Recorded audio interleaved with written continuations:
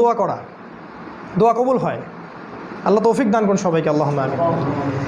ফজরের সালাত পড়ার পরে ঘুমানো যাবে না, ওই সময়টাই পড়াশোনার সময়, ওই সময়টাই আপনাকে বই নিয়ে বসতে হবে, কোরআন নিয়ে বসতে হবে। প্রতিটা দিন মিনিমাম 1 ঘন্টা কোরআন পড়তে হবে। আমার কথা আপনি বোঝেন বা না বোঝেন, কোরআন তেলাওয়াত করতে হবে, বোঝেন আর নাই বোঝেন। আর আমি তো বলছি বারবার, বুঝতে হবে, বুঝতে হবে। আপনাকে আরবি ভাষাটা শিখতে হবে।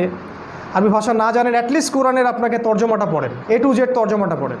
ডেইলি 4-5টা করে হাদিস পড়েন, একটা বিষয়ভিত্তিক বই পড়েন। সকালের 2 ঘন্টায় দেখবেন আপনি অনেক কিছু পড়তে পারবেন, অনেক কিছু।